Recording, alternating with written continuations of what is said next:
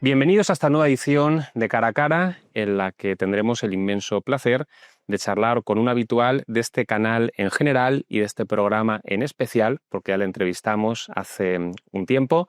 Hablo de Alejandro Rodríguez de la Peña. Alejandro, muchísimas gracias por haber aceptado esta invitación. Gracias por invitarme de nuevo, un placer estar aquí. Es un honor para mí poder hablar contigo. Debo decir, para quien no lo sepa, que Alejandro es doctor en Historia Medieval, es catedrático en Historia Medieval, lleva publicando sobre estos temas desde hace décadas y, en concreto, el año pasado, en 2025, publicaste 3 libros también sobre este tema, que son los siguientes que voy a enseñar a pantalla. Creo que puede ser interesante que comentes de qué van los 2 primeros y que luego ya nos centremos en el tercero, que es el último, si no me equivoco, que ha salido, y que ya hablemos sobre él, digamos, en la entrevista. El primero es publicado en Rialp, El poder cultural de la monarquía medieval, que enseño a la pantalla. Y querría pedirte que expliques un poco, porque me has comentado fuera de cámaras, algo me sonaba a mí de leerte en Twitter, que primero lo publicaste en inglés, ahora se ha traducido al español. ¿Qué investigación abordaste en este libro, Alejandro? Pues este libro es el resultado de un proceso que inicié hace 30 años con mi tesis doctoral. Ah, mira. Mi tesis doctoral versó sobre esta misma idea, pero en la Alta Edad Media. Y este libro que acaba de salir cubre el periodo del 1000 al 1300, es decir, la plena Edad Media. Luego es un itinerario de 30 años donde cuando empecé siendo joven en mi investigación quería ver toda la Edad Media. Por razones que toda persona que ha hecho una tesis conoce, se me acabó el tiempo de la tesis y decidí terminar en el año 1000. Pero me quedó la espina clavada de seguir. Pues cuando me ha sido posible he continuado esa investigación. Y 30 años después de iniciar mi investigación, año 95, mi investigación doctoral, leí la tesis en el 99, pues ahora en 2025 ha salido la traducción al español del libro que publiqué en Routledge, en inglés, en Londres, hace 2 años. Y con esto, en teoría, pues el tema de monarquía y cultura ya lo doy por cerrado. y la verdad es que estoy muy contento porque han sido muchos años dedicados a este tema.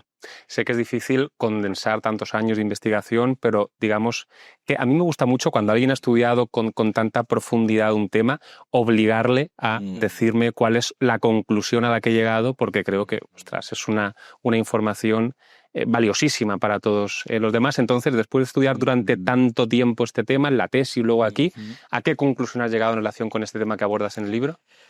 Pues lo que me pides es muy difícil, pero lo voy a intentar en el menor tiempo posible. La idea que me llevó a hacer esta investigación hace ya 30 años, como digo, era deshacer el mito sobre el hecho de que en la Edad Media la cultura no era importante. En principio hay un mito principal, que es que a la Iglesia o en general a la cristiandad medieval la cultura era algo sospechoso, era algo mal visto o algo que no tenía relevancia. Y este mito ha sido muy destruido, muy demolido respecto al clero y la Iglesia por la investigación medievalista del último siglo. Durante 100 años los medievalistas han dedicado a demostrar que la Iglesia medieval, contra lo que se suele decir, apoyó y fue decisiva en el avance de la ciencia, la filosofía, las artes, fundó las universidades. Pero quedaba un aspecto que no había sido tratado, que es el papel de la monarquía. La Iglesia jugó un papel decisivo, pero la monarquía medieval también. Entonces, mis libros, esta trilogía, gira sobre el papel de los reyes en el avance de la ciencia, las artes y la cultura. A partir del estudio del pensamiento sapiencial, es decir, la idea de que la sabiduría es muy importante en la Biblia o para los filósofos griegos o para la teoría política de la época, es decir, el monarca sabio es un monarca que tiene una mayor legitimidad, una mayor autoridad moral y por tanto los monarcas, algunos por amor al saber genuino, porque de verdad eran eruditos, pero otros muchos por propaganda, por imagen, se dedicaron exactamente igual que los príncipes del Renacimiento o que los emperadores romanos a fomentar las artes y las letras, porque eso les daba prestigio, eran políticas de reputación. Y te encuentras, por ejemplo, monarcas analfabetos que tienen políticas culturales muy ambiciosas, no porque les interese la cultura, sino porque les da reputación. Y sobre esto gira esencialmente esta trilogía. ¿Qué ocurre? que en este último libro lo que he hecho es abordar el periodo decisivo, porque si en la Alta Edad Media esto juega un papel, en los siglos XI, XII y XIII, es que no se entiende la historia de Europa, el origen de las universidades, el despliegue de las catedrales góticas, el desarrollo en general de la civilización medieval sin este fenómeno. Es decir, empiezas a escarbar y detrás de todo acontecimiento importante, cultural o científico o artístico, hay un monarca. En colaboración con el clero o en solitario, pero siempre hay un monarca. Y esto es esencialmente a lo que me he dedicado estos años. Claro, y entonces me gustaría preguntarte una cosa para terminar de cerrar, digamos, este primer bloque. Si en la tesis estudiaste este mismo tema en relación con un periodo y ahora estudias lo mismo en relación con el periodo que te faltaba, la conclusión a la que has llegado es que durante toda la Edad Media, no simplemente durante un periodo floreciente, excepcional, sino que durante toda la Edad Media, el poder, que normalmente se nos ha vendido, pues el poder medieval como absolutamente fanático, ignorante, etcétera, era exactamente lo contrario. No sé si estoy diciendo de más o si es más o menos. No, es correcto. Llegado. Es correcto. El matiz que habría es el poder en general de una lista sumando mis 3 libros, de más de 50 monarcas y príncipes. O sea, la lista es abrumadora. En general es cierto lo que dices, o sea, esa es la conclusión. El poder, sea monárquico, sea clerical, considera la cultura algo fundamental, ¿cierto?, contra el tópico oscurantista medieval. Ahora bien, ¿el matiz cuál sería? Que en la Alta Edad Media los recursos económicos y culturales a disposición de la Iglesia y de la monarquía son mínimos. Vale. Es decir, la Alta Edad Media es más oscura que los siglos enteros de la Edad Media. ¿En qué sentido?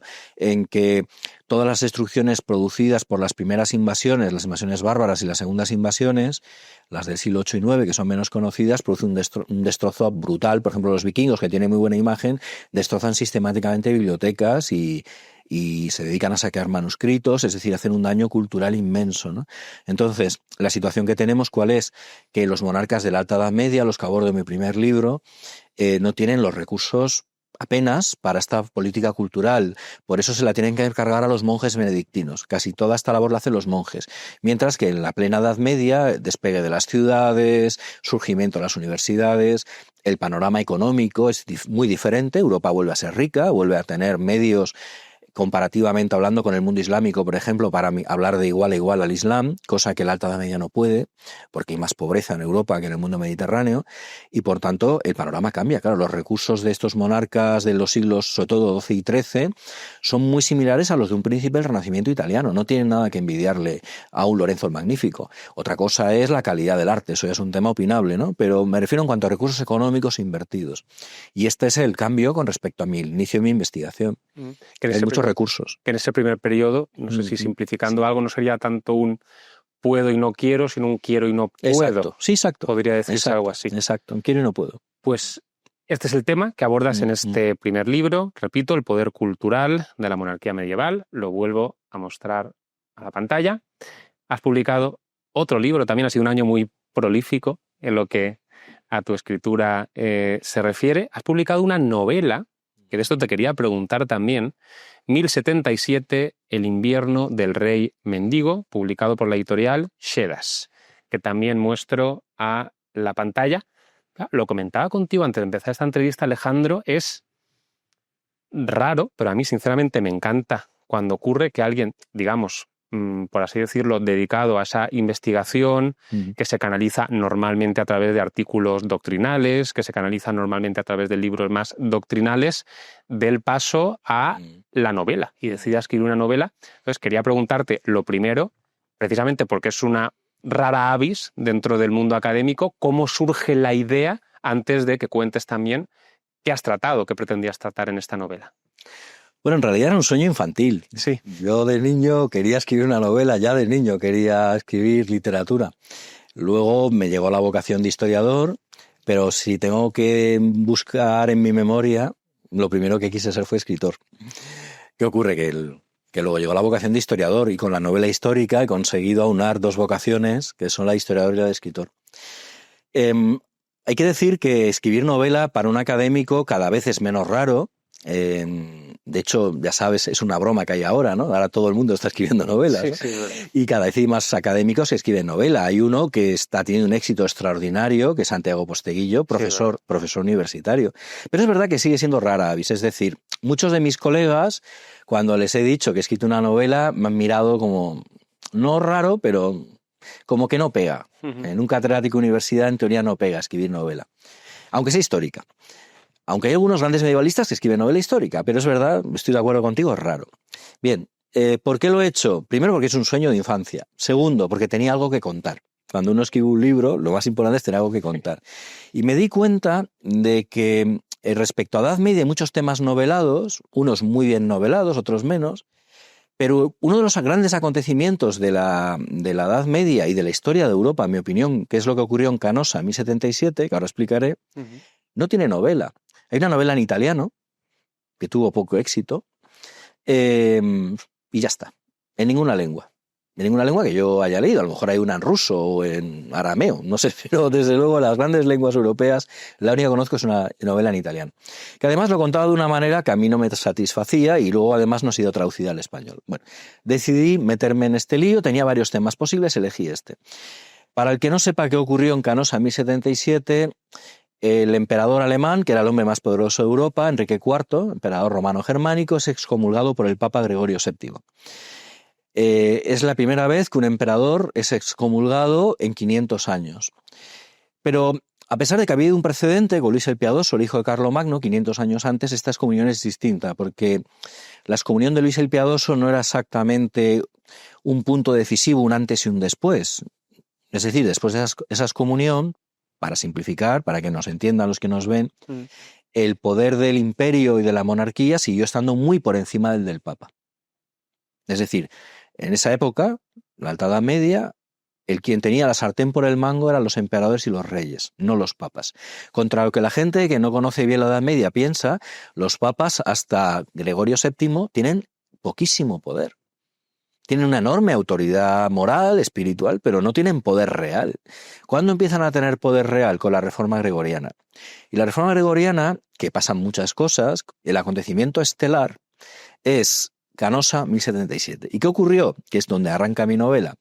Pues en el enero, un muy frío enero, estamos en un enero muy frío, pues en un muy frío enero de 1077, el emperador, su mujer y sus hijos pequeños, de unos 5 o 7 años de edad, atraviesan los Alpes en pleno invierno porque, como he dicho antes, el Papa le ha excomulgado y la excomunión en esa época supone la deposición en el trono. Es decir, pierdes no solo lo que él pensaba, la salvación de su alma, sino su corona. Y tenía un plazo. Vencía en enero. Si no daba satisfacción al Papa, hacía penitencia, perdía todo. Su trono, quedaba excomulgado, en fin, con todas las consecuencias. La Edad Media de la excomunión, para el que no lo sepa, implicaba que nadie podía ni siquiera estar bajo el mismo techo que tú. O sea, eres un leproso espiritual. Nadie podía, por ejemplo, tus hijas no se podían casar con nadie. O sea, era el aislamiento más absoluto, ¿no? Pero no era una excomunión solo de efectos espirituales, tenía efectos sociales, económicos, políticos, en fin. Para evitar eso, el emperador atraviesa en una especie de viaje épico los Alpes en invierno con sus hijos, consigue sobrevivir al viaje y se planta en un castillo de Toscana llamado Canosa, donde el Papa está refugiado junto a la mujer más poderosa de Europa, que es Matilde de Canosa, un personaje fascinante, una mujer que escribía libros, cultísima, era viuda y riquísima, y era la que protegía al Papa. Pues el emperador, sin ejército, solo con una pequeña comitiva, se planta a las puertas del castillo pidiendo al Papa que le levante la excomunión. Y está 3 días descalzo sobre la nieve, junto a su mujer, esperando a que le abra las puertas del castillo. Este es el comienzo, no sigo contando. Pero creo que el que esté oyendo dirá, pues tiene buena pinta. Interesante. Pues así empieza la llamada querella de las investiduras. Al final de ella, esto es un spoiler a un siglo vista, no estropeo el final de la novela, quien ganó fue el papado.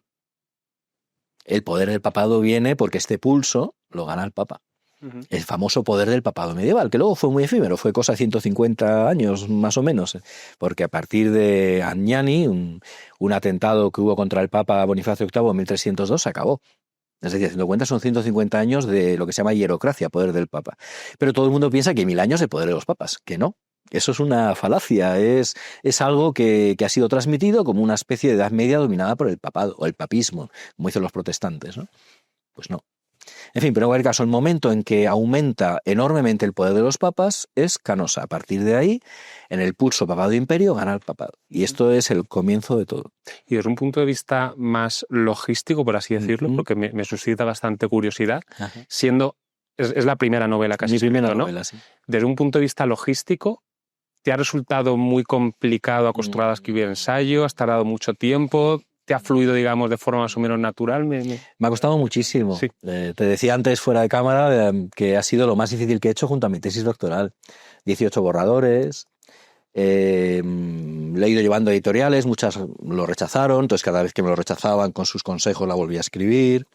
He descartado, es una novela larga, de 500 páginas más o menos. Tuve que quitar 200 páginas porque eran 3 tramas simultáneas y al final descarté una para no hacerla tan compleja. Y iba día a día. Es decir, mi investigación ha implicado seguir el rastro a los principales protagonistas durante un año. La novela dura todo el año 77, día a día, ubicarlos exactamente en qué sitio están, con quién están. Es decir, la novela hay una parte de imaginación. Todo aquello que no se puede saber lo he imaginado de forma lo más plausible posible, pero hay un 90%, además está apoyado en textos, en crónicas medievales y en fuentes medievales, donde es una reconstrucción minuciosa, igual que un libro de historia científica, de qué hicieron, cómo lo hicieron y con quién lo hicieron ese año los personajes principales. Imagínate el trabajo que eso lleva. Sí, sí, sí. Luego lo que hay que hacer es imaginar la escena. Pero los personajes en la escena son los que estaban en ese momento, ese día del año, que encima va día a día del año. No son 365 días, pero sí 50, 60 días del año 1077 recreados minuciosamente. Y eso, imagínate el trabajo que es. Ahora, me lo he pasado en grande haciéndolo. Sí. Es divertidísimo. Para el que le es muy pesado el trabajo, pero pesado en cuanto a horas, pero muy entretenido, muy divertido para el que le gusta la historia, como es mi caso. Me lo he pasado en grande escribiéndola. Pues también recomendamos a todo el mundo, ya les estamos dando muchos deberes, pero los tienen que cumplir minuciosamente, que lea este segundo libro. Y hay un tercer libro que también has publicado este año, Sabiduría Medieval, publicado por nuestros amigos de Ediciones Monóculo, que también lo muestro a la cámara, aunque está también encima de la mesa. Un libro también distinto, de hecho lo dices en el prólogo, que es un libro distinto, y creo que la mejor forma de estructurar la entrevista que va a girar en torno a este libro con un poco más de detalle es empezar presentando el libro. Te haré algunas preguntas en lo que respecta a la estructura y al formato del libro y luego ya entramos en lo que es el meollo de la cuestión propiamente dicho. En lo que respecta a la estructura, llama la atención, a mí por lo menos me llamó la atención, cuando abres el libro y compruebas que en el libro hay un prólogo, corto pero brillante, escrito por ti, y luego hay, digamos, toda una colección de citas, tanto de autores medievales como de autores más contemporáneos. Además, esto no sé si es una cosa mía, creo que tienen distintas tipografías. Sí, es a propósito. Efectivamente, la de los autores medievales tiene una tipografía, la de los autores más contemporáneos, no necesariamente vivos hoy en día, pero sí más contemporáneos, tienen otra tipografía distinta. Entonces, claro, me gustaría preguntarte, porque imagino que habrá sido una decisión consciente y deliberada, ¿por qué redactas tú el prólogo y después pasas el testigo a esas citas? Aunque debo reconocerte que tengo mi teoría, pero quiero escucharte a ti primero. Bueno, aquí hay varias razones, como en todo libro. Tú también escribes y lo sabes, ¿no? Cuando uno escribe un libro, tiene varias razones para escribir un libro, ¿no? Nunca solo hay una. A ver, la principal es, de nuevo, viene de muy lejos. Yo siempre había querido dejar hablar a la Edad Media y simplemente darle voz. Esto de siempre. Sí. Y claro, nunca había tenido la ocasión de hacerlo. ¿Por qué? Porque en principio es un libro que no he escrito yo. Yo lo que he hecho es hacer el trabajo de selección. Pues, fíjate, llevo desde el 95, empecé la tesis. Pero claro, interesado en la Edad Media no son 30 años, son 40, ¿no? Pues desde el instituto, ¿no? Entonces, llevo 40 años acumulando citas de forma sistemática, pues a lo mejor 30, ¿no?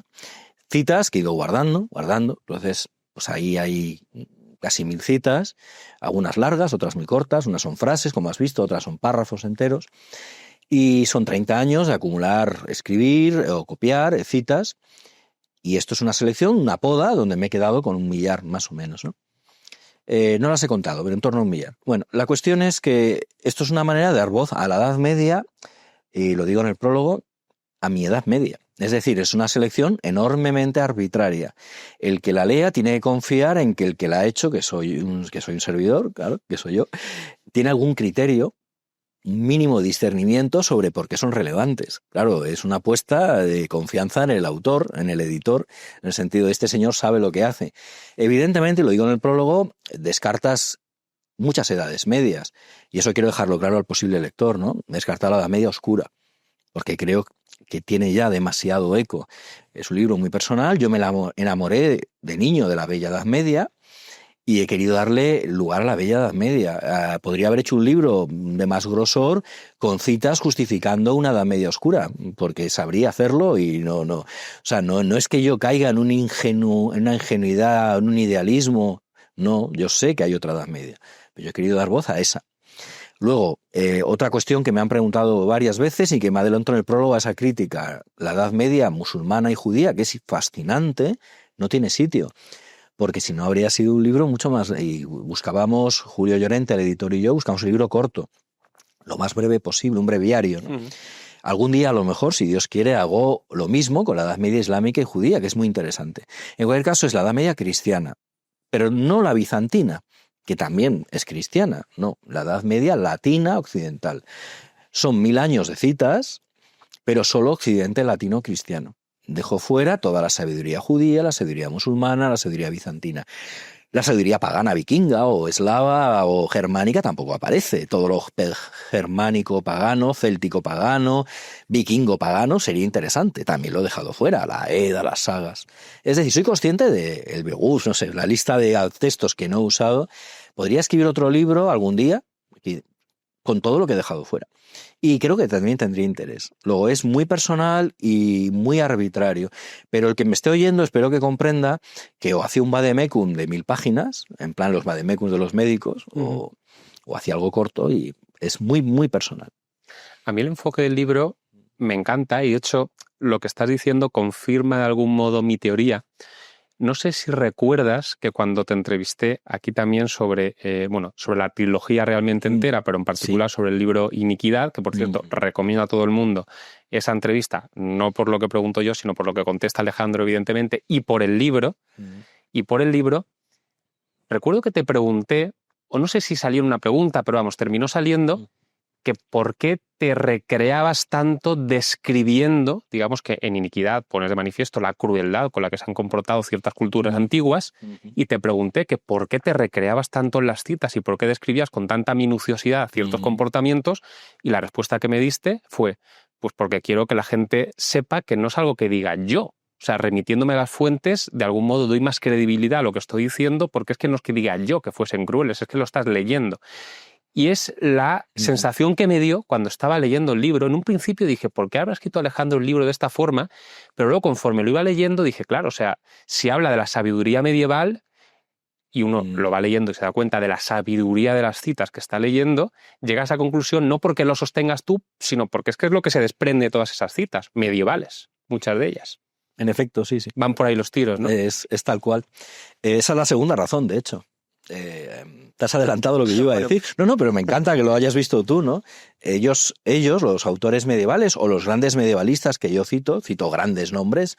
El que aparece y citado es que es un gran medievalista, si no he citado a mi primo que tiene un doctorado medieval, he citado a las grandes autoridades. Pues el que lea eso no tiene que confiar más que en mi criterio a la hora de elegir las citas, pero quien habla son los autores medievales, y no son cualquiera los que he elegido, como has visto, y los grandes historiadores. Hay un who is who de los grandes historiadores medievalistas, ¿no? Entonces, el que lea todo eso dirá, bueno, como mínimo, el tópico del oscurantismo medieval me lo tengo que pensar, porque hay 1000 citas que van contra eso. Claro.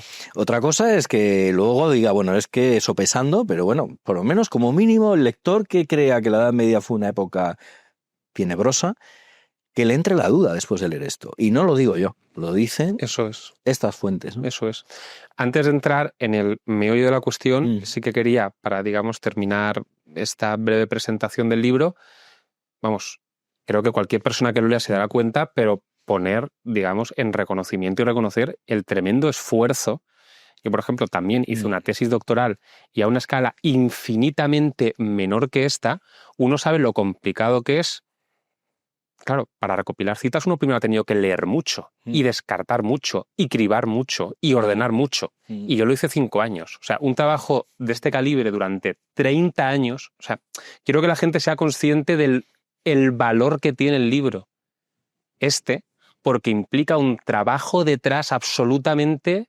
Vamos, es que yo no sabría ni cómo calificarlo. No es que te hayas ido a la biblioteca municipal a edad media y hayas abierto aleatoriamente cualquier página, sino que hay una selección, lo dices en el prólogo, que has descartado también millares de citas adicionales, además las sistematizas, y entonces, como tú eres muy humilde y probablemente no lo ibas a decir en estos términos, quería poner yo en valor el inmenso trabajo de selección que implica esto, porque vamos, es valiosísimo.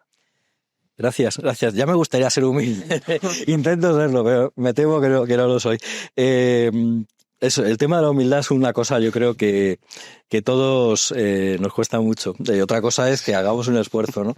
Pero no, te iba a decir, lo de la sistematicidad que has mencionado me parece importante, porque claro, no sé si me adelanto una pregunta que vayas a hacer, pero te la iba a hacer, pero explícalo, que es por qué lo divides de esa forma. Pues es que claro, el posible lector que no piense que se va a encontrar con 1000 citas puestas así.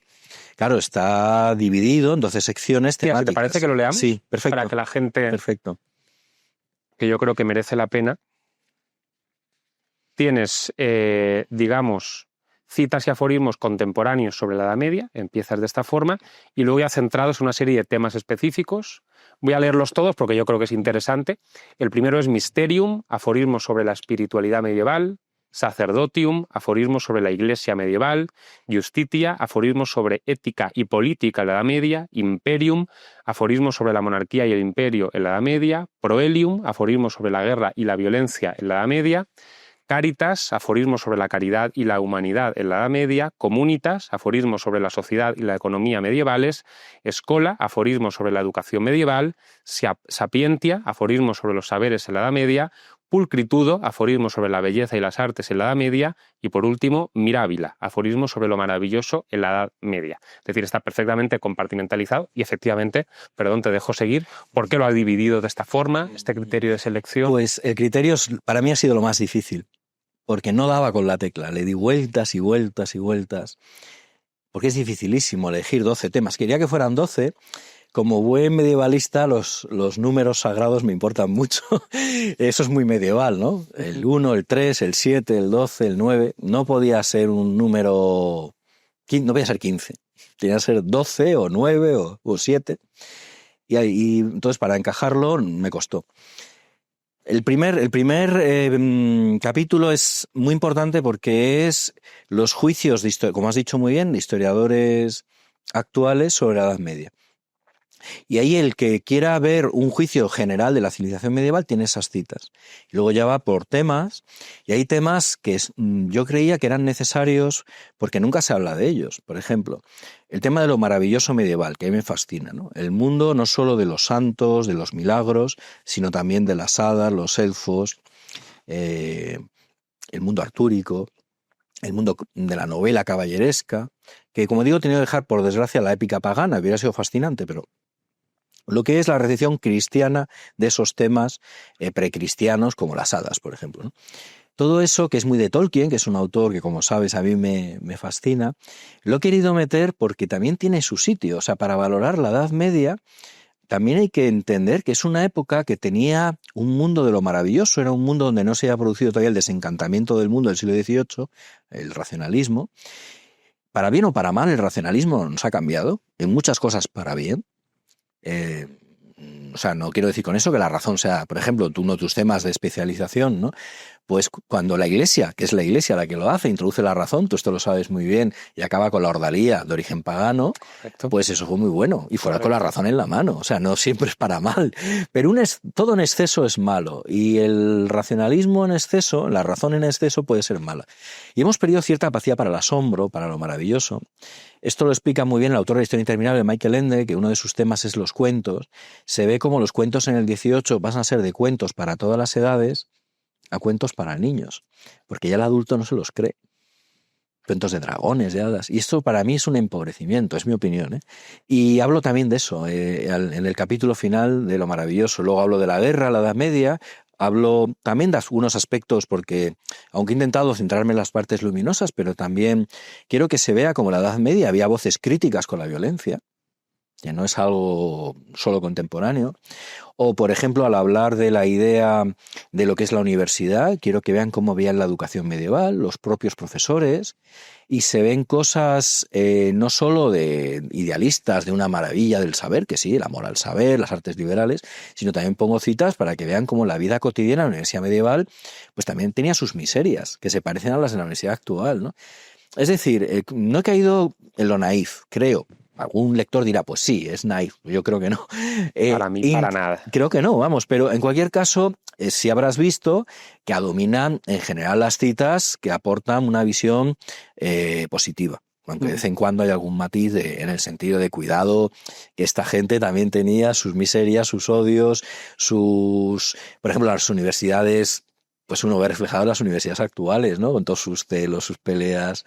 En fin, no voy a destriparlo, pero quiero que se entienda que también hay un hueco para la vida cotidiana en lo que era más, podemos decir, más prosaica, ¿no? No todo es un mundo de caballeros y cruzadas, ¿no? No, aparte a mí me parece el enfoque atinadísimo precisamente por la razón que tú comentas en el prólogo. Es decir, hoy en día quien quiera tener una visión negativa de la Edad Media, pues ya tiene materiales para dar y aburrir, muchos de ellos incluso falsos y exagerados.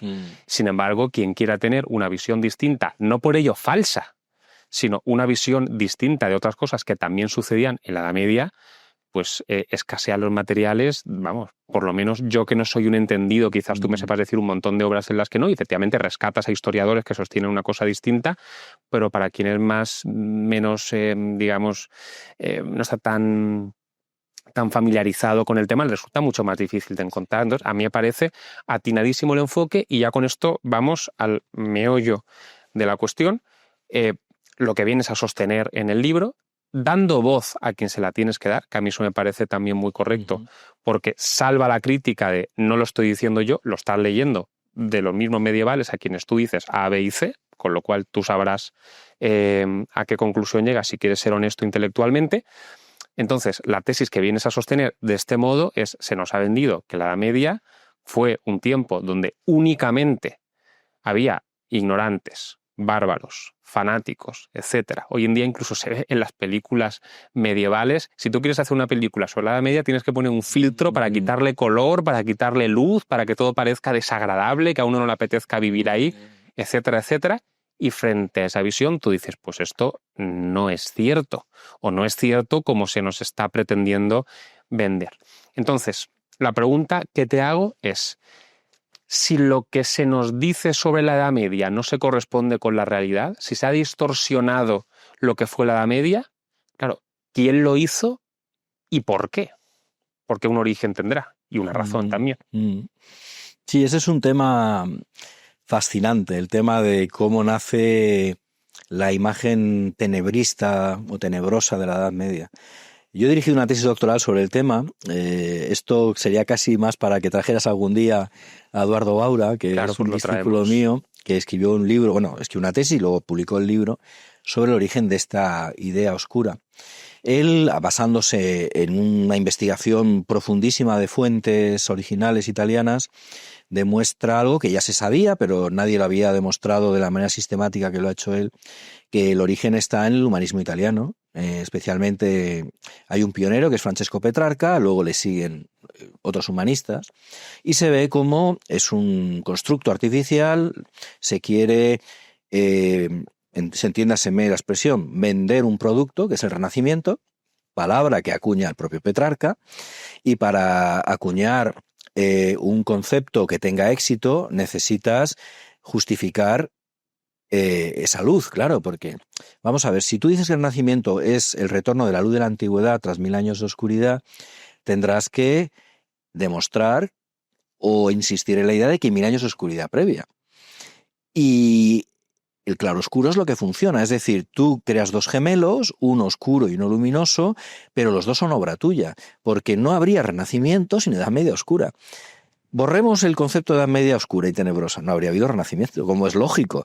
Y esto a veces la gente, eso es muy básico, pero si uno lo piensa, se da cuenta de ello. Es que el renacimiento y su luz necesita de una Edad Media oscura.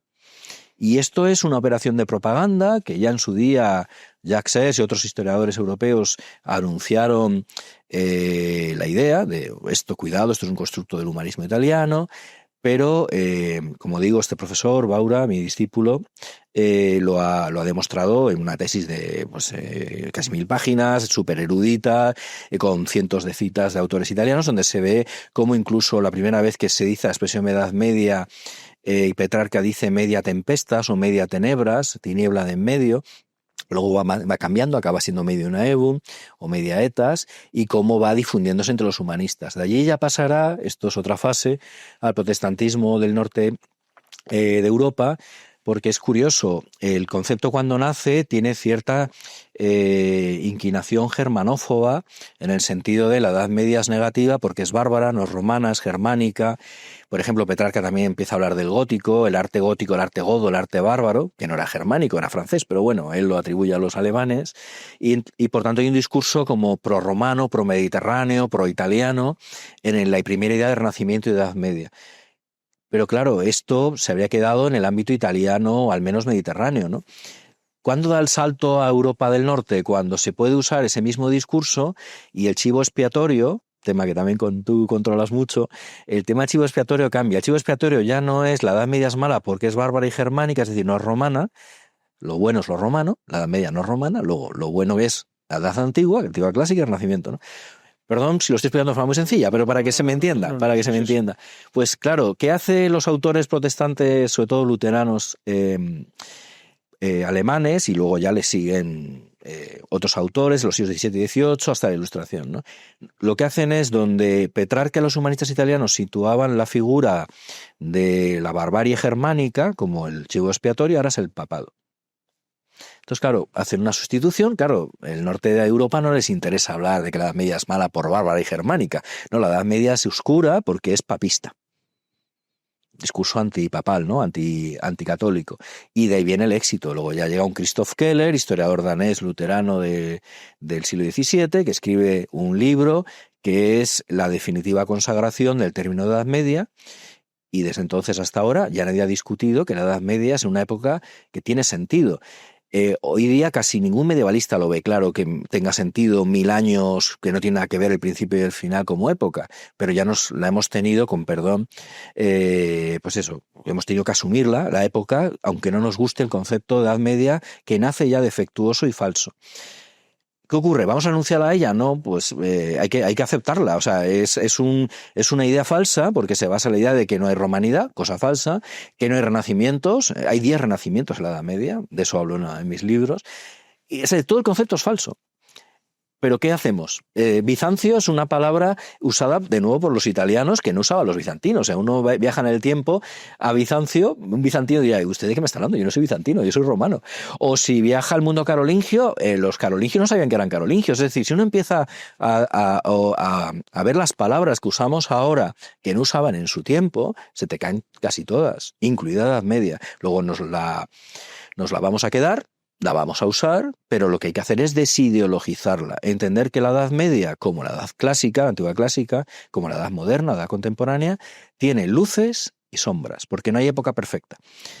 Las mismas luces y las mismas sombras proporcionalmente en cuanto a violencia, inhumanidad y también ciencia, filosofía, no sé, cualquier valor positivo que uno quiera poner, las mismas que en la Antigua Clásica. Yo no veo ni más ni menos. ¿Qué ocurre? Que si uno coge, perdón por la respuesta demasiado larga quizá, Alejandro, pero o sea, es que quería insistir en esto. Explícalo como consideres, esto de verdad. Es importante. Si yo me cojo los 1000 años de Edad Media, de hecho, uno de mis libros en proyecto es ese, es lo que dice en Imperios de Crueldad. Ese libro ya hablamos en todo el anterior programa. Lo voy a hacer para la Edad Media. Se puede hacer. Y tengo materiales, imagínate, de violencia en la Edad Media, Pero es que lo he hecho para Antigüedad Clásica y evidentemente también deseché muchas citas, porque como tú sabes muy bien, cuando uno escribe un libro desecha materiales, ¿no? Si uno pone todos los materiales que tiene, le sale un mal libro, ¿no? Sí. El libro mejora cuanto más materiales vas desechando y te quedas solo con lo mejor. Pues bien, en Imperios de Crueldad me dio para 700 páginas, desechando muchísimo, de hablar de Antigüedad Clásica y su brutalidad. La Edad Media se puede hacer lo mismo, pero es que yo puedo escribir un libro de las luces de la Edad Media de 2000 páginas igual que uno de la Antigüedad Clásica. No son ni mejores ni peores. Cada época tiene sus luces y sus sombras. Lo que a mí me revienta, y perdón que hable en términos personales, sí. Me indigna, es la falacia de que la Edad Media es particularmente oscura. Como si hubiera habido más pestes, epidemias, hambre, opresión, que en otras épocas, ¿no? No, hay épocas de hecho medievales donde se mejoró con respecto a la Antigüedad Clásica. Y hay aspectos, podríamos hablar de ellos si quieres o para otro programa, si uno compara en la Edad Moderna y la Edad Media, hay algunas cosas en que, no la Edad Contemporánea, la Edad Moderna es peor que la Edad Media. Por ejemplo, la mujer. La condición de la mujer, el que analiza las mujeres y la cultura en la Edad Media, especialmente plena y baja Edad Media, ve que las mujeres tienen una situación mucho más negativa en los siglos XVI, XVII y XVIII desde el punto de vista de acceso a la alta cultura que en la Edad Media. ¿Cuándo la mujer recupera el terreno y supera la Edad Media? El XIX. Que es para el siglo XIX. No hay que olvidar que no son profesoras hasta finales del XIX, tienen la universidad cerrada. Pues no es el caso de la Edad Media. Te encuentras mujeres en las universidades. En fin, podría... la esclavitud, por ejemplo, en la Edad Moderna y la esclavitud africana y sus millones de esclavos traídos de África, eso no lo vivió la Edad Media, algo tan atroz. Es decir, si uno se pone a comparar, en algunos casos la Edad Moderna mejora la Edad Media y en otros no. Luego, esto de ponerle una etiqueta de edad oscura a cualquier época es una simplificación tamaño XXL, ¿no? Claro. De hecho, y no quiero echar más leña al fuego, pero noto en tu prólogo también un tono ya de frustración, de hastío y decir, por Dios, ¿hasta cuándo? Que es la frustración propia de alguien que conoce verdaderamente un periodo y que no hace más, porque yo estoy haciendo así un repaso rápido, no hay ningún periodo de la historia, yo creo, que se haya caricaturizado para mal tanto como la Edad Media aún a día de hoy. En películas, sobre todo, yo estoy pensando, incluso cuando hay películas de pues, la antigua Grecia, la antigua Roma, etcétera, siempre se rescata lo positivo o lo pretendidamente positivo, la sabiduría, el valor, la fortaleza. Y en lo que respecta a la Edad Media, ya te digo, solamente con el sesgo del color, que ya te echa un poco para atrás, y con todo, pues en fin, lo de siempre, la barbarie, el fanatismo, la ignorancia, parece que hubiesen sido rematadamente idiotas durante 1000 años, aparte malos, etcétera. Entonces, alguien que esté condicionado por todo esto que se nos lleva diciendo y que si uno no hace el más mínimo esfuerzo por salirse de ahí, es la historia con la que se queda. Si estuvieses hablando con una persona que no tuviese ni la más remota idea de lo positivo, de las luces que pudo haber en la Edad Media, y contesta como quieras contestar, o sea, precisamente para desacreditar esto, ¿qué le contestarías si de forma divulgativa, de forma didáctica, le tuvieses que explicar por qué no es lo que le han vendido y qué es entonces? Si fuera una persona normal, de estas personas que hay ahora en la calle, y esto, que nadie se ofenda si está viendo esto, y podría ser perfectamente familiares míos, amigos míos, o sea que esto está en todas partes ahora. Persona normal en el sentido de persona que no lee, porque hoy día la gente lee muy poco, gente con un altísimo nivel en su profesión, a lo mejor una ingeniería o médicos, pero no se acercan a un libro porque cada vez se lee menos, o sea, usan los libros en su profesión, ¿no? Pero, o sea, no estoy hablando de gente analfabeta, hablo de gente enormemente competente, enormemente especializada en lo suyo, pero que no lee, salvo a lo mejor novelas por diversión, y cada vez menos también, ¿no?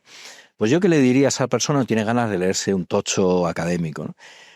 Que se dé un paseo por una catedral gótica y me diga si una época oscura genera ese tipo de edificio inundado de luz. Que piense en los estudios, si esa persona ha estudiado medicina o ha estudiado derecho o ha estudiado cualquier disciplina académica universitaria, que piense que toda la vida universitaria que él tuvo nació en la Edad Media, no viene de Antigua Clásica. La facultad, el decano, el rector, los estudios, todo es medieval. No está siguiendo un tipo de estudio que venga del Museo de Alejandría o del Liceo de Atenas. Es medieval. Todavía la universidad nuestra es perfectamente reconocible como una institución profundamente medieval, en lo bueno y en lo malo, pero medieval. Y podría seguir y seguir, no hace falta leer. Sigue. Pues podríamos seguir, se podría plantear esa persona por su identidad. ¿Por qué habla español? ¿O habla catalán? ¿O habla portugués? Pongamos tipos de personas que puedan, o si es de Hispanoamérica, habla español, ¿no? Todo eso viene del mundo medieval. Es que su identidad nació en la Edad Media. Otra cosa es el Estado. El Estado, como todo el mundo sabe, el Estado-nación no es medieval. Pero nuestras identidades son medievales. Nuestra lengua, nuestra identidad territorial.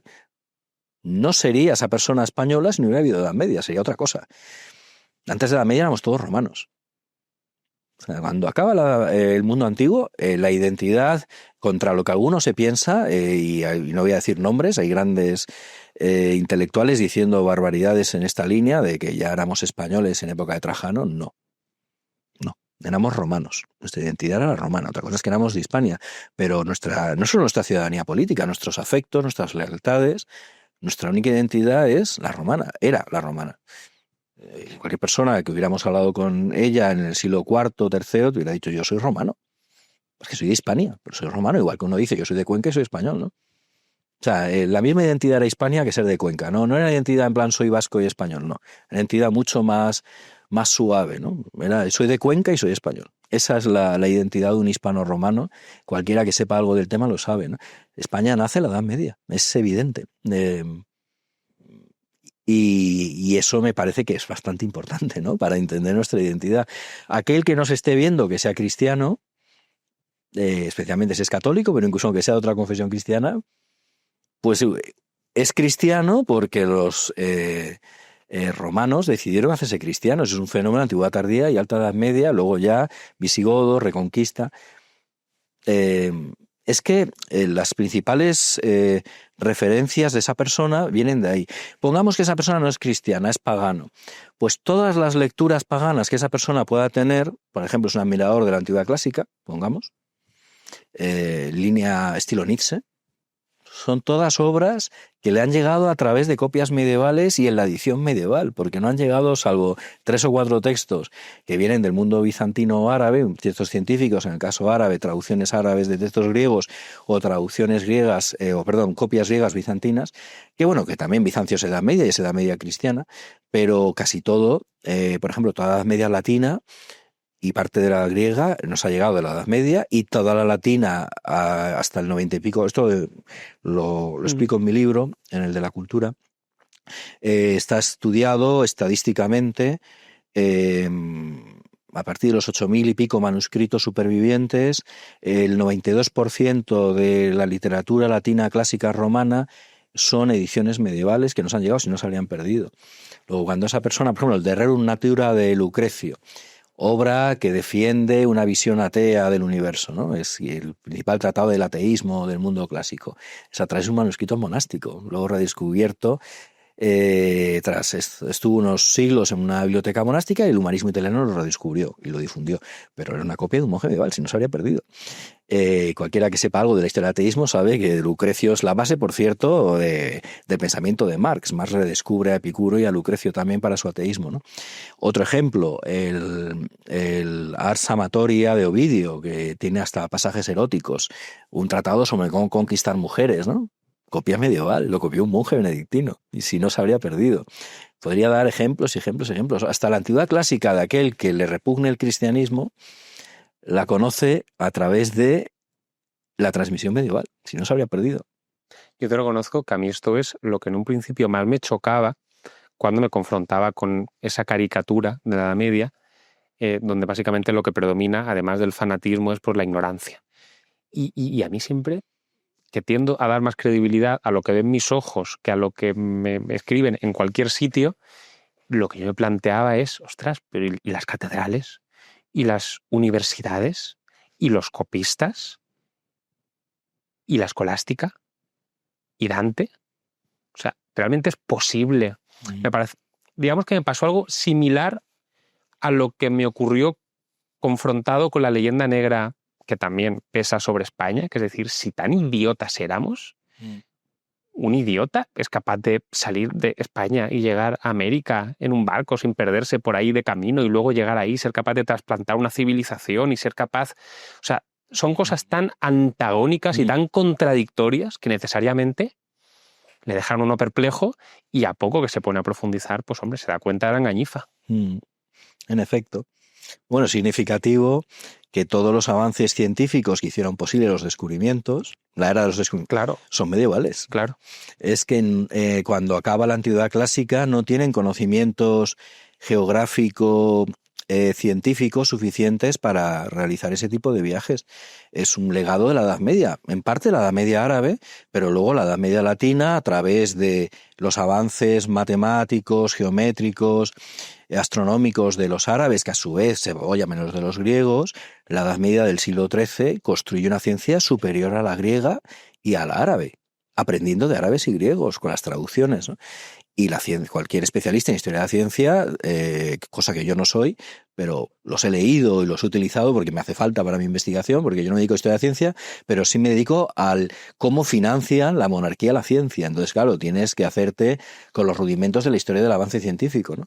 Y es evidente, cualquier conocedor de historia de la ciencia, que la ciencia de la Europa del 1300 es muy superior a la ciencia del mundo clásico. O sea, no es que la Edad Moderna tomara la ciencia griega donde la dejó la ciencia griega y después de 1000 años. No, es que es una ciencia muy superior. Y como has dicho muy bien, esa ciencia, entre otras 1000 cosas, explica los descubrimientos geográficos, que se los hace posible el avance científico medieval.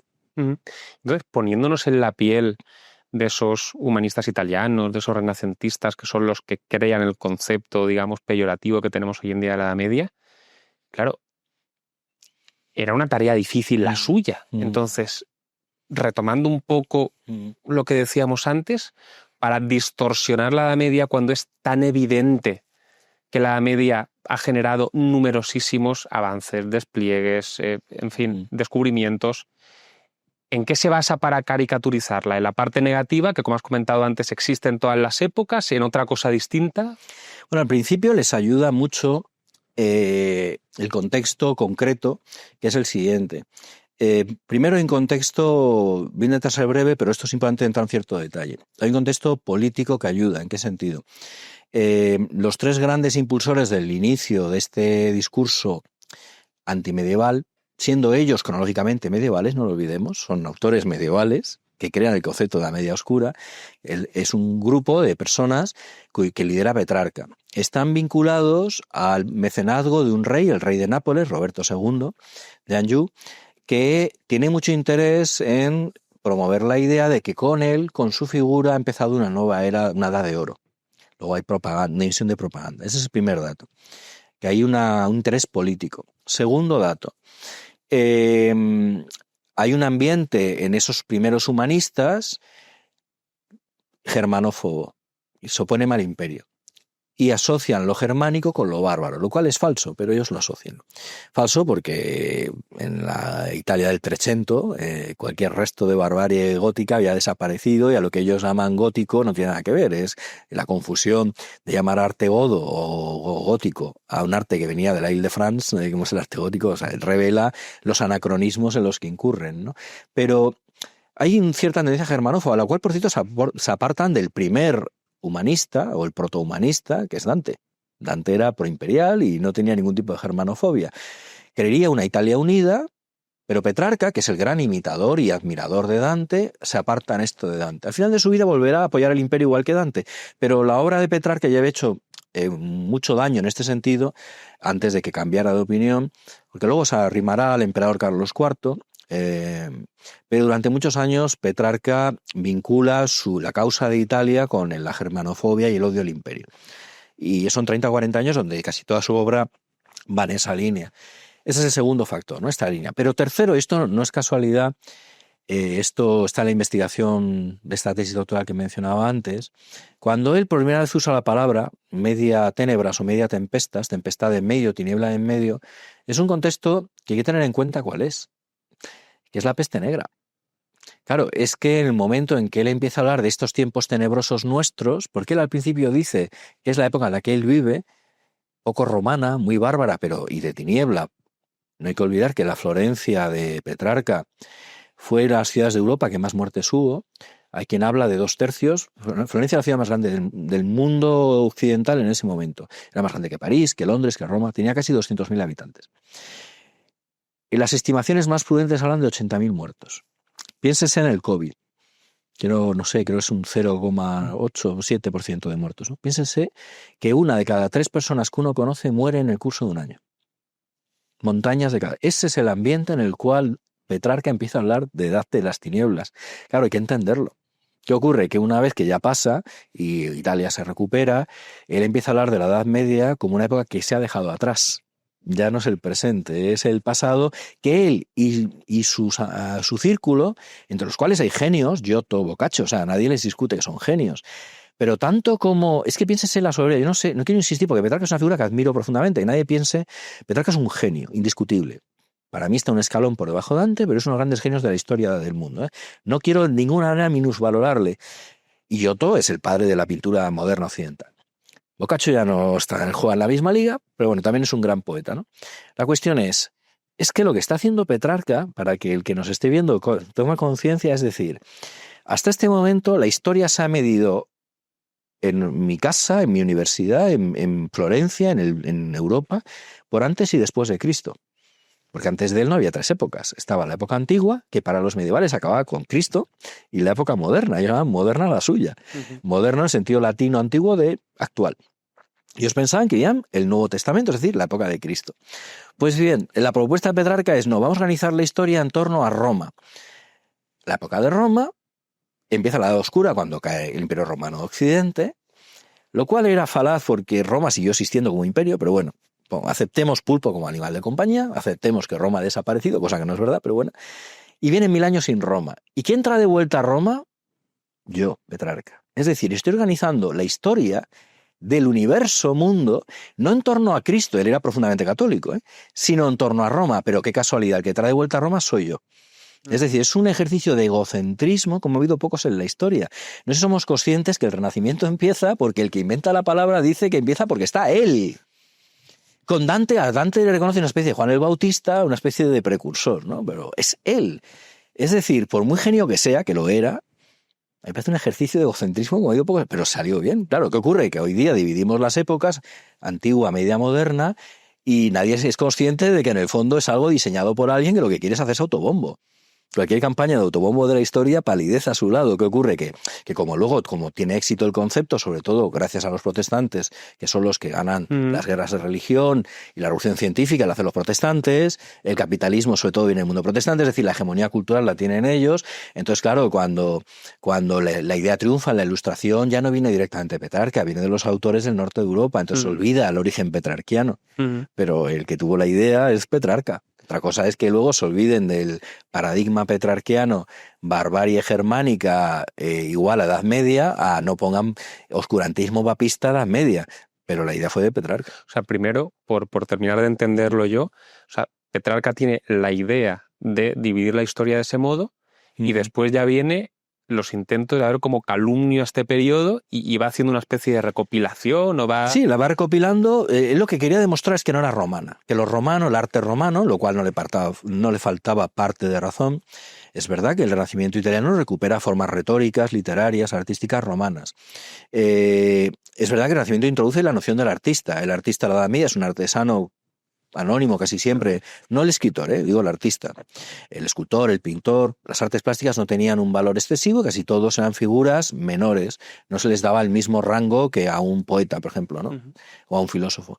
Y esto es un logro del Renacimiento. El Renacimiento tuvo muchísimas cosas buenas, cuidado, pero lo que es falso es que Roma ya hubiera quedado en el olvido. Hay 10 renacimientos en los romanos de la Edad Media, empezando por el carolingio, ¿no? El Renacimiento italiano, dicen los especialistas en esto, es el último renacimiento medieval. Es el último de muchos, donde se está recuperando constantemente la literatura, el arte. ¿Qué ocurre? Que el Renacimiento italiano se recupera unas formas artísticas e introduce también unas nuevas, por ejemplo, en lo pictórico, pues Giotto, Masaccio, evidentemente superan con mucho lo medieval. En ciencia no cambia nada, no hay una ciencia renacentista, la ciencia es la medieval que sigue, pero en campo artístico, estético, evidentemente el Renacimiento es una mejora con respecto a la medieval Si uno mira las artes plásticas, la arquitectura es opinable. A mí me gusta mucho más el arte gótico que el arte renacentista desde el punto de vista arquitectónico. Es un tema opinable, no es mejor, peor, opinable.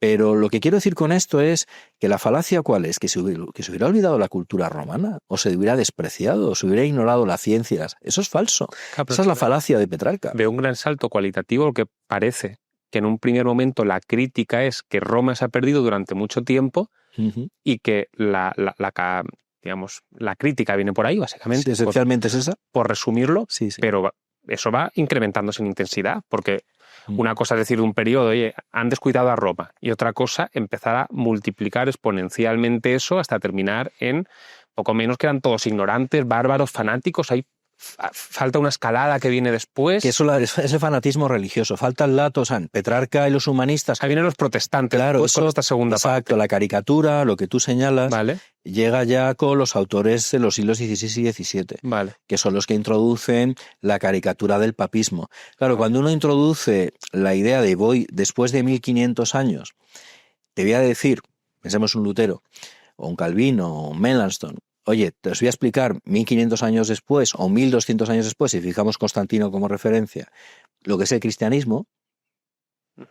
¿Cómo justifico yo que durante más de 1000 años el cristianismo se ha olvidado en qué consistía? Vale. Porque lo que no podían negar es que el papado venía de Pedro, eso no negaron nunca. Entonces, tienes que desarrollar la idea siguiente. El papado es la institución que ha corrompido el cristianismo y ha generado oscurantismo, represión de la cultura, porque, claro, para explicar que vuelve algo después de 1000 años de olvido, tienes que dar una explicación muy sólida.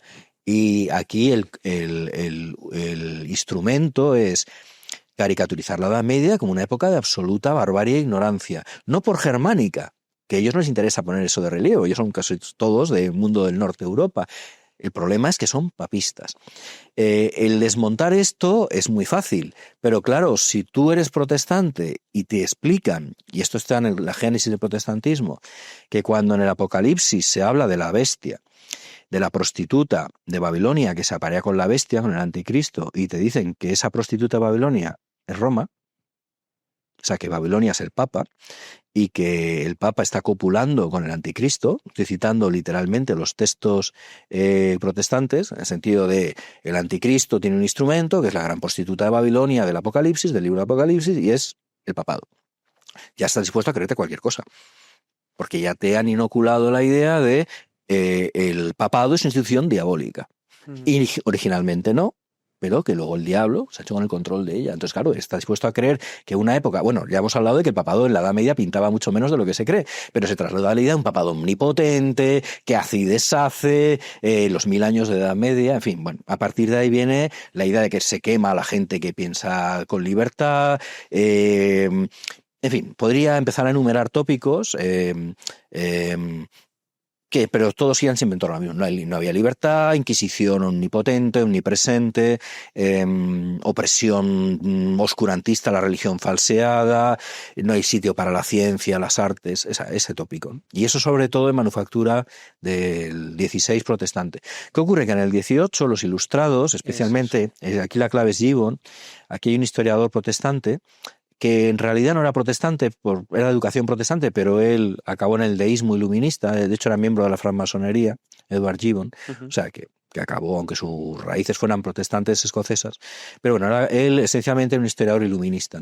Pues él escribe un libro clave, que es The Decline and Fall of the Roman Empire, la historia de la caída y decadencia del Imperio Romano, donde de una manera muy capaz y muy ¿cómo decirlo?, muy bien hecha para su época, es el mejor libro de historia del siglo XVIII, con los instrumentos que él tenía, construyó un gran libro, en muchísimos volúmenes, una obra capital, o sea, es el mejor libro de historia de esa época, eso es indiscutible, que además se vende como rosquillas porque está muy bien escrito, es casi una novela, es un gran historiador de su época, pero que tiene una tesis. El problema de la Edad Media, aquí hay que fijarse en el cambio de paradigma, ya no es que sea germánica, cosa desechada ya por los luteranos, ya no es que sea papista, no, el problema para él no es el papismo, el problema es que es cristiana. Y lo dice tal cual.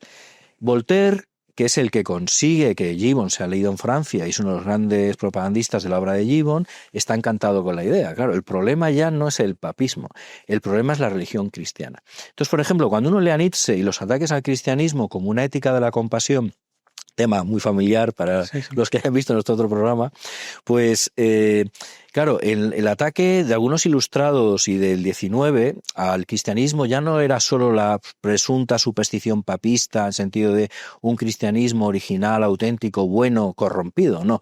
El problema es el propio evangelio. Y esto ya se ve en Gibbon.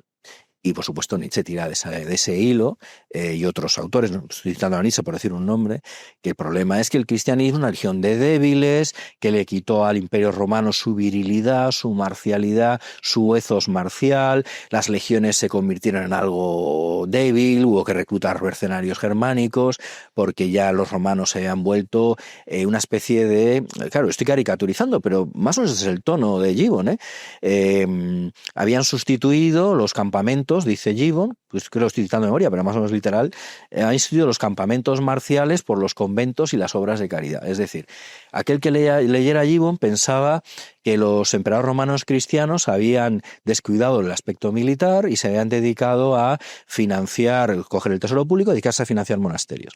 Bueno, cualquiera que sepa algo antigua tardía sabe que eso es una barbaridad. Los emperadores romanos cristianos eran tan militaristas como los paganos. El número de legiones era mayor, el gasto militar no paró de multiplicarse, no porque por ser cristianos fueran más militaristas, sino porque la situación era la que era. Y lo religioso pesaba menos que la situación geopolítica que exigía una Roma armada hasta los dientes. Es decir, la crítica a un cristianismo como virus, que también se lee en otros autores actuales, esto nos ha pasado de moda en algunos ambientes, ¿no? Virus de debilidad, dice, por ejemplo, Nietzsche, o dice autores, filósofos actuales neopaganos, hablan del bolchevismo de la antigüedad, ¿no? En el sentido de una cosa disolvente, una especie de religión de débiles, de moral de los resentidos, que como no son capaces de ser héroes, de ser valientes, de luchar, pues entonces se refiere a una moral de la debilidad, ¿no? Todo esto ya está en Gibbon. Es curiosísimo, a su vez Gibbon lo leen los autores paganos de los siglos IV y V. Lo leen Zósimo, lo leen Amiano Marcelino, lo leen Juliano el Apóstata, es decir, esta idea ya estaba manejada por los polemistas paganos anticristianos. Pero siempre es la misma idea. Y acabo esta larga exposición. Alejandro, es que no quiero que sea un monólogo, pero es que esto es importante de llegar al... Es que yo estoy en una clase particular y quien nos esté escuchando también, entonces lo importante es... El tema es que el meollo de todo que es, no sé si el que nos esté siguiendo ha caído en la idea. Cada época ha buscado para denigrar a la Edad Media aquello que rechazaba. Sí, correcto. Cada época cambia. Entonces, la Edad Media es pintada negativamente por aquel que, por ejemplo, es neopagano, que subraya que era demasiado caritativa, bondadosa, humanitaria. En cambio, si eres un renacentista italiano, no, es que es poco romana, es demasiado germánica y bárbara.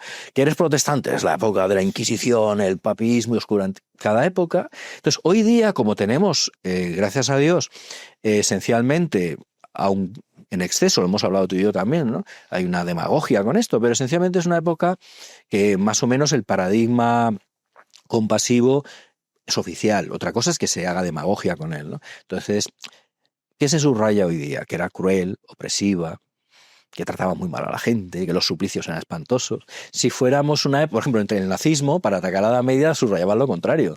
Claro, porque como los nazis... Es el chivo expiatorio. Claro, las exacto, épocas, te adaptas a la época. Es el chivo expiatorio de cada época. Entonces, dependiendo la Edad Media que ataques, te diré quién eres. ¿No te gusta la Edad Media porque es católica? Claro, el tema es que tu problema es el catolicismo. ¿No te gusta la Edad Media porque era cruel? Pues será porque tienes un paradigma humanitario. En cambio, si la atacas por ser demasiado benevolente y compasiva, que es el ataque de Gibbon, es que el problema es que no te gusta el cristianismo. O sea, depende lo que tú pienses. Nunca lo había visto así y es verdad que cuadra perfectamente. Quiero hacer un apunte brevísimo porque me viene a la mente.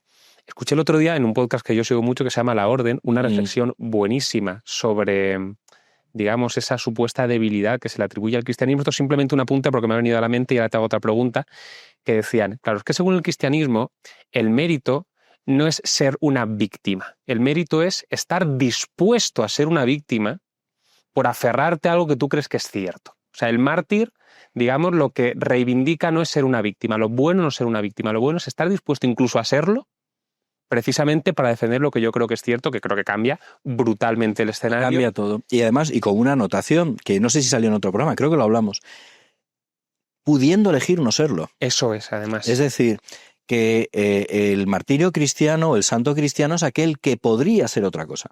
Eso es. O sea, si eres víctima porque no tienes más remedio, eso no tiene... No hay una elección. No hay por elección. tu parte. Podría ser otra cosa. Es decir, contrarrestando el discurso nietzscheano, el cristiano no es un débil acomplejado, débil psicológicamente, que como tiene esa debilidad psicológica, le falta esa virtus, esa fuerza anímica, esa voluntad de poder, decide, pues me voy a inventar una ética que justifique mi miseria, mi debilidad, mi pobreza. No. El santo cristiano, empezando por el propio Cristo, es un superhombre, una persona con una capacidad psíquica tan brutal que pudiendo dominar, elige otra cosa. Esa es la grandeza del santo. Lo otro es, pues eso, que no tienes más remedio, eso no tiene mérito alguno, ¿no? Es que soy víctima ya, bueno, sí, pero es que te ha tocado esto. Sí. No, es que yo podría ser señor, podría ser dominador, podría ser un depredador, podría ser un león, y elijo ser cordero. Y esa fuerza psíquica del león la empleo en ayudar a los demás en vez de dedicarme a depredar.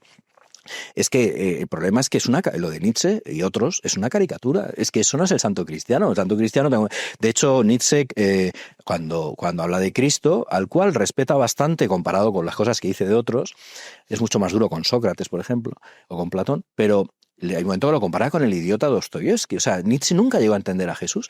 Pensaba que era un simplón, que como que era bueno por tonto. No, la idea es otra, es porque Cristo enfadado es una persona terrible, y se ve en los evangelios. Era una persona que no era un débil de carácter, no era una persona podemos decir, un pobrecillo, no. Es alguien que elige, igual que Francisco de Asís, ser un pobrecillo, pero porque quiere.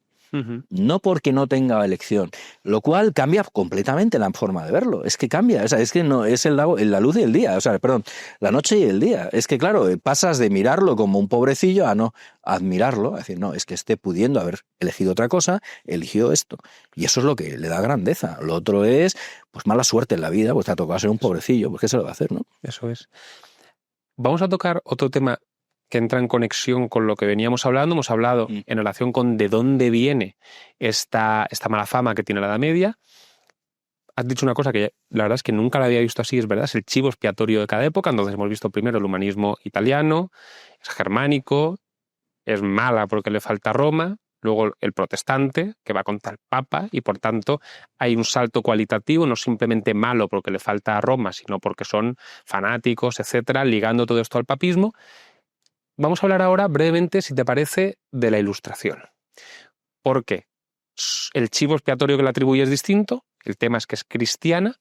Quería preguntarte, en primer lugar, si la Ilustración añade, de la misma forma que vemos un salto cualitativo en las críticas del protestantismo con respecto al humanismo italiano, si la Ilustración añade nuevas críticas o críticas distintas, o básicamente simplemente va en la misma línea que los protestantes, lo que pasa es que poniendo como diana al cristianismo en vez de al papismo y ya está.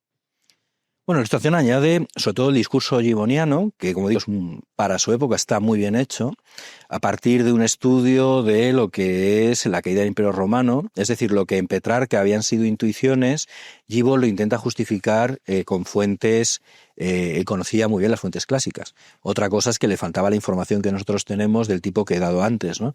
Hoy en día conocemos la estructura militar del tardo Imperio Romano cristiano y sabemos que es una barbaridad lo que él afirma de un imperio que se entiende de lo militar, ¿no?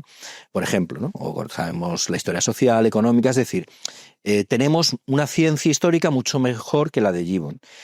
Si Gibbon era honesto, cosa que no lo sé, porque quizá era honesto, no lo sé, quizá lo era, quizá no tengo ni idea, no hay manera de saberlo. Si era una persona honesta, con los conocimientos científicos del historiador actual no habría dicho eso. ¿Por qué? Pues porque era un buen historiador para su época. De hecho, casi ningún historiador académico serio defiende hoy día el mundo oscuro medieval. La idea oscura en el mundo académico casi ha desaparecido. Lo que ocurre es que, como has dicho tú muy bien antes, en la televisión, en el cine, en las librerías, si uno ve librerías, no voy a decir nombres, pero uno ve muchas veces grandes almacenes, librerías, que los libros divulgativos, malos muchas veces además, que defienden una idea oscurantista de la Edad Media, tienen un protagonismo muy grande, y libros de grandes profesores donde hay una visión más ecuánime, pues no aparecen, ¿o no? Es decir, vende más lo oscuro, igual que si haces una peli oscurantista medieval, normalmente tendrá más interés el público que una estilo las de los años 50 con luz y pajaritos y el cielo azul, ¿no? Por desgracia, vende más lo otro. Pero volviendo a responder a tu pregunta, la ilustración, ¿qué genera? Pues si uno se va, por ejemplo, a un Jules Michelet, a un Jacob Burckhardt, que no son ilustración, son primera mitad del 19, ¿qué se encuentra? Que ya con los nuevos métodos, una historiografía más fina, intentan, ¿cómo decirlo?, concretar las acusaciones a partir del estudio del documento. ¿Qué ocurre? Que meten mucho la pata porque, insisto, era el momento, tenían los prejuicios heredados, por ejemplo, Michelet era un gran defensor de la Revolución Francesa, y su idea había justificar la expropiación y desamortización de todos los monasterios que hizo la Revolución Francesa, el fin del clero y en general la destrucción. Bueno, Cluny, que era la abadía más grande del mundo, fue destruida, quemada, sobre una torre. O sea, hicieron barbaridades como si aquí hubieran quemado el Escorial. O sea, en Francia hicieron una aberración. Aparte del asesinato masivo de monjas y curas, es que arrasaron un patrimonio eclesiástico, fue brutal. Bueno, pues solo pensarlo se me lleva... En fin, dejemos el tema. La cuestión es que Michelet, una de sus obras está destinada a demostrar que todo ese patrimonio eclesiástico se había formado a partir de lo que él llama los terrores del año 1000. Es decir, el clero oscurantista y malvado habría convencido al campesino y al noble de que se acercaba el final de los tiempos, año 1000, y por tanto habría habido una oleada de donaciones masiva a la iglesia para salvar las almas. La iglesia se habría hecho rica, se habría pasado el año 1000 sin que pasara nada, pero evidentemente no devolvieron los bienes. Es decir, la idea es: el que roba a un ladrón, 100 años de perdón. Los jacobinos hicieron muy bien en quitarle toda la iglesia, porque la iglesia había conseguido eso siglos antes, engañando a la gente con el mito del año 1000. Hoy día ningún historiador serio, ninguno en absoluto, acepta que hubiera terrores del año 1000. Son 4 documentos sacados de contexto, no es de forma exhaustiva. Entonces, y esto es algo que hay que decir, la ciencia histórica actual a la Edad Media le ha hecho un gran favor mejorando. Porque incluso aquellos que no les gustan los valores medievales, pongamos el terror marxista, ya no defienden la Edad Media oscura. Les parece un sinsentido, aunque no les gusten los valores medievales. ¿Dirías que de la misma forma, por cerrar un poco ya este círculo, que se ha demonizado injustamente a la Edad Media, se ha endiosado injustamente a la Ilustración? Te lo digo porque en el prólogo te muestras particularmente duro, a mi juicio con mucha razón, cuando hablas, por ejemplo, del infame Voltaire, con lo cual estoy de acuerdo. Y cuando hablas también del mito engañabobos del progreso, atribuyendo este mito engañabobos del progreso a la Ilustración. Entonces, quería saber cuál es tu juicio sobre la Ilustración, si es realmente tan buena como se nos pinta, porque de la misma forma que la Edad Media acapara toda la oscuridad, la Ilustración acapara toda la luz, como si no hubiese absolutamente ningún tipo de mácula en toda la Ilustración. Entonces me gustaría saber tu punto de vista al respecto. Bueno, ya sabes, me conoces ya bien, sabes que intento siempre compensar, ¿no? ¿En qué sentido? Como hay tanto discurso proilustrado, claro, pues intento equilibrar. O sea, yo podría decirte cosas buenas de la Ilustración que mucha gente no sabe. Una de las cosas buenas de la Ilustración que muy poca gente sabe es que es el siglo de la historia europea donde probablemente ha habido menos violencia militar. Hubo unas cuantas guerras, como todo el mundo sabe, pero antes es el siglo donde menos han sufrido los civiles. Comparativamente hablando, con los siglos XVI, XVII, XIX y XX, es un paraíso para el civil en un conflicto bélico. Digas, ¿en qué época quiero ser civil? En un conflicto bélico, siglo XVIII. O sea, tiene sus cosas buenas. Podría decir otras, pero muchas que además las conoce todo el mundo, porque es sistemática la propaganda sobre el XVIII, ¿no? Ahora, en cuanto a cosas que le reprocho, la lista es muy larga. Primera, como medievalista, ¿no? Pues hablabas de Voltaire. Voltaire, junto a Gibbon, es uno de los que trabajan muy duro para convencer a la opinión pública ilustrada de la época de que la época de la cristiandad medieval y moderna, porque ahí meten todo lo anterior a la Paz de Westfalia, es una época horrible, de fanatismo. Voltaire además manipula muchísimo, muchísimo es un manipulador sí, muy hábil, muy inteligente, entonces mezcla todo, entonces el que lea Voltaire llega a su conclusión de que esencialmente el cristianismo es una religión fanática, criminal, que se dedica a asesinar en masa. Nota a pie de página, si uno lee a Voltaire con espíritu crítico, cosa que se ha hecho muy poco porque es un santón para el régimen cultural actual, era un antisemita. Las cosas que dicen de los judíos son igual de malas que las que dicen los cristianos. Hace un poco lo que hace Nietzsche, ¿no? Mezclar judíos y cristianos como si todo lo que le reprochas a los cristianos venga de su origen judío. Cosa que Nietzsche ha generado muchísima polémica, aunque él no era antisemita. Yo creo que Voltaire sí lo era, Nietzsche no lo era. Nietzsche simplemente era antibíblico, ¿no? Pero no, en Voltaire la duda te queda si el problema es el origen semítico del cristianismo. A veces lo deja caer, ¿no? Hoy día, desde luego, Voltaire tendría problemas enormes, antes ya acusado antisemita, por las barbaridades que hizo los judíos. No en sentido de crítica a la Biblia como hace Nietzsche, sino a lo judío, a la esencia de lo judío, ¿no? Y es algo que es curioso, ¿no? Nadie habla de ello, ¿no? Me llama la atención. Pero, por cierto, cuando digo el infame Voltaire, le devuelvo, como sabes, el término usa para la Iglesia Católica. El que la Iglesia Católica decía la infame, por eso le dijo lo de el infame. Sí. O sea, es una especie de evolución. Sí. Pero, más allá del tema de Voltaire y de lo que dicen de la Edad Media, yo soy católico, ¿no? Es algo que no oculto. Como católico, yo tengo un gran reproche a la Ilustración, que es el siguiente. No en el sentido que todo el mundo piensa de una época irreligiosa, porque había religiosidad deísta y formas de religiosidad ilustrada, ¿no? Mi principal crítica a la Ilustración es lo que llamó Max Weber el desencantamiento del mundo. Es decir, la Ilustración mató la posibilidad de lo sobrenatural, incluido aquellos que eran creyentes, como Kant. Es decir, un mundo poblado de ángeles, o si uno le gusta el mundo de lo maravilloso de hadas, se volvió imposible. Ya lo he dicho antes, ¿no? Solo existía esto. Uh-huh. Y claro, es inmanentismo, que es compatible con la fe religiosa. Cuidado, se puede ir a la fe religiosa y creer que lo único sobrenatural es Dios. O sea, el universo de una persona creyente ilustrada, ¿cuál es? Está Dios y el ser humano. Y ya está. Y nada más. Para mí es un mundo profundamente empobrecido. Un mundo donde la magia de los bosques, de la naturaleza se perdió, donde solo existía aquello que podíamos medir, investigar, meter en un tubo de ensayo. Y esa es mi principal queja contra la Ilustración, más allá del discurso antirreligioso, anticatólico, el discurso antimedieval. Porque de todo lo otro se salió. O sea, cuando hablabas antes de que la Edad Media, cada uno tiene su Edad Media, ¿no? Es que es curioso, la Edad Media se pone de moda al acabar la Revolución Francesa. Ya, como sabes muy bien, viene el romanticismo y ponen de moda la Edad Media de nuevo, con un furor extraordinario, mayor que en ninguna otra época anterior posmedieval. Personajes como Chateaubriand en Francia, Novalis, Friedrich en Alemania, en Inglaterra son legión, los que son neomedievalistas, y hablan de una Edad Media bella, romántica, pero que no es la verdadera, porque es oscura. Les gusta la Edad Media tenebrosa, les gusta, parece, porque es que estéticamente es bella. Hablabas antes podemos hablar de cine, ¿no? Pero a mí muchas películas tenebrosas medievales me gustan. O sea, tienen su belleza estética. Sí. Otra cosa es que es falso, pero es bello. Entonces, es curioso, se pone de moda la Edad Media porque hay un movimiento de reacción antirrevolucionario, pero se creen todas las mentiras sobre la Edad Media. Les gusta a pesar de eso, es decir, sí, es fea, oscura, pero bárbara, pero me gusta. Uh-huh. Lo cual es llamativo.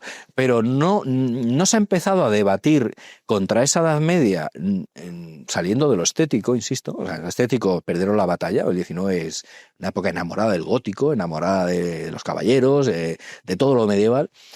Pero a nadie se le ocurría, por ejemplo, pensar en las universidades medievales o en las luces medievales, las otras, ¿no? O, por ejemplo, si alguien hubiera hablado, no, es que la Edad Media fue una época donde hubo un desarrollo del derecho en respecto a los civiles en combate. Hubieran mirado como de dónde ha salido y qué cosas dice, ¿no? La Edad Media es barbarie, pero nos gusta esa barbarie, ¿no? Es un poco como lo de Juego de Tronos. Uh-huh. Y eso fue un daño irreparable. Y estamos ahora empezando a deshacerlo muy poco a poco.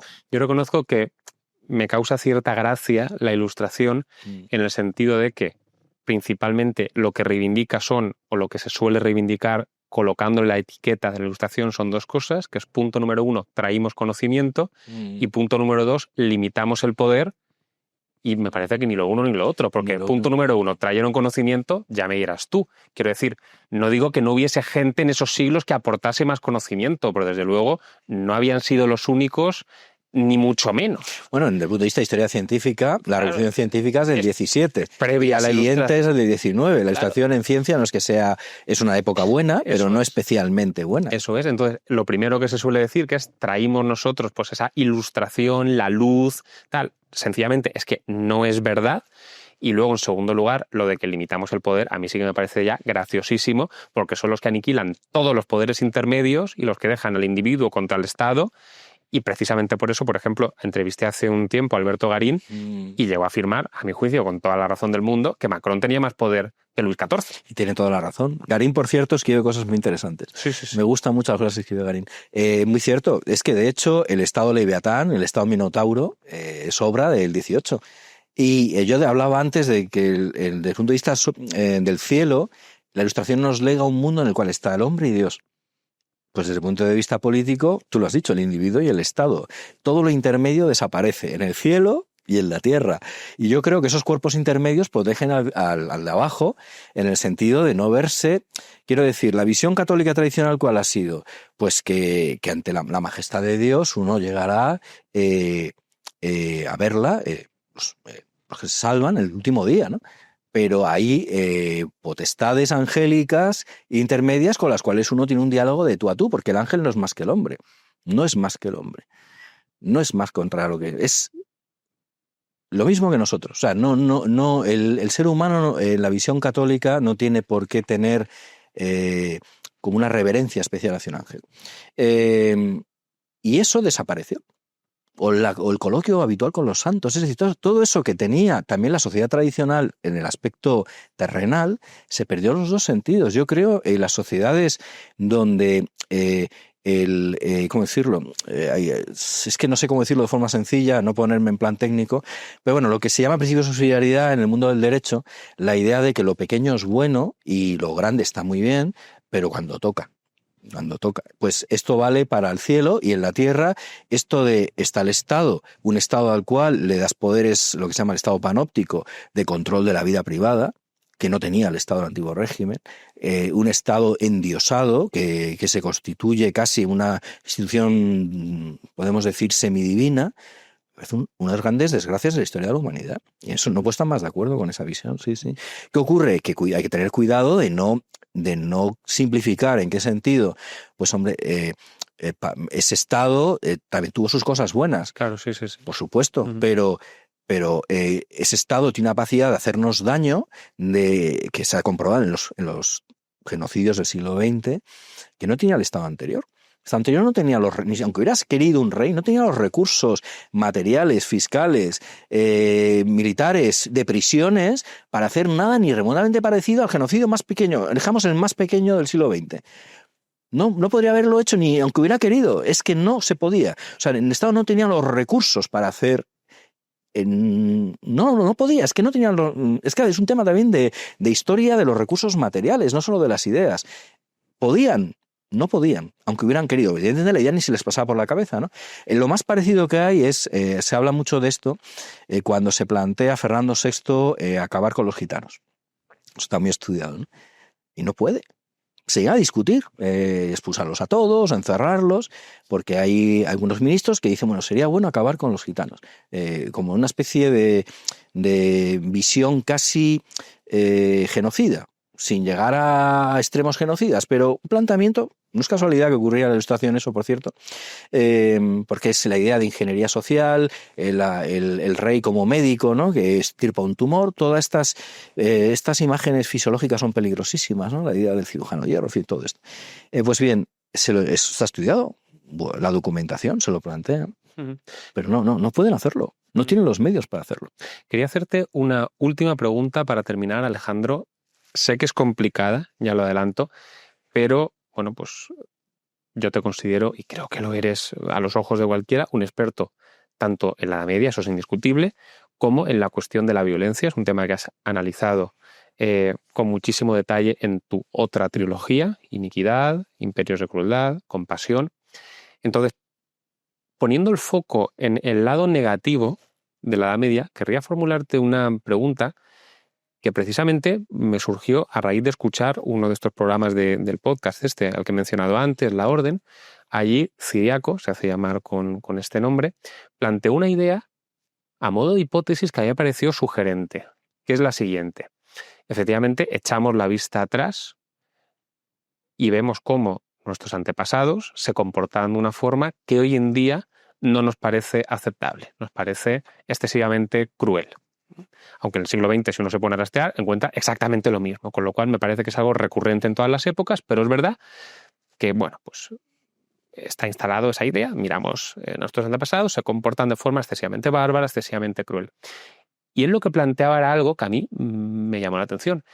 Dijo, a lo mejor tenían que imponer ciertas penas que son mucho más contundentes de las penas que se imponen hoy en día, sencillamente porque el demos que tenían, digamos, era más problemático, por así decirlo. Es decir, eran tiempos más duros que los tiempos actuales, y precisamente por esa dureza de los tiempos, y no necesariamente por un fanatismo, por una barbarie congénitas, tenían que comportarse de forma, quizás a los ojos del espectador actual, excesivamente drástica con los malos, llamémoslo así, para posibilitar un mundo blando con respecto a los buenos. Entonces, querría trasladarte esta reflexión que yo escuché a ti para que me dieses tu punto de vista, porque me interesa muchísimo.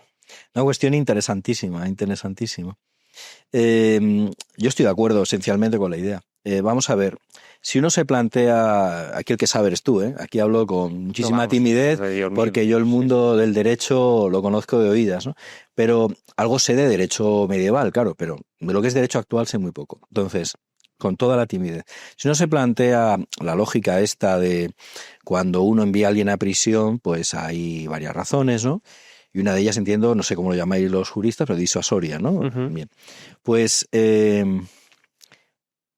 claro, las condiciones de vida de una prisión actual no tendrían ese efecto disuasorio de ningún modo en una persona criada en cualquier sociedad del planeta Tierra anterior al siglo XX.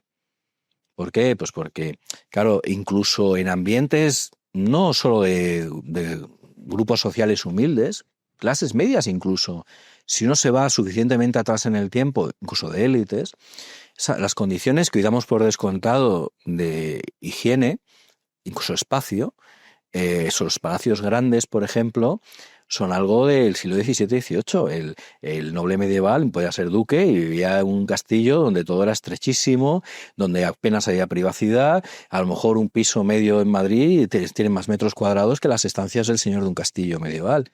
Es verdad que una villa romana podía ser más grande y tener más espacio, pero piénsese, por ejemplo, en la Edad Media, salvo los emperadores bizantinos, pero en general las élites medievales tenían en Occidente al menos espacios mínimos. Situaciones, como digo, de higiene mínimas. La infancia la vivía en unas situaciones, época anterior a la pasteurización, a todos los cuidados médicos, la tasa de mortalidad de niños podía ser 2 de cada 3, siglo XIX 1 de cada 2. Entonces, claro, esta gente, esto se aplica a veces al problema de gente que viene del tercer mundo, que no le disuade nuestras prisiones, porque claro, a lo mejor la prisión nuestra es más confortable que la vida normal en no sé qué país africano, no sé cuál decir, por no decir una barbaridad, ¿no? Pongamos uno que esté en guerra, ¿no? Pues bien, esto se aplicaría al mundo medieval o romano, ¿no? ¿En qué sentido?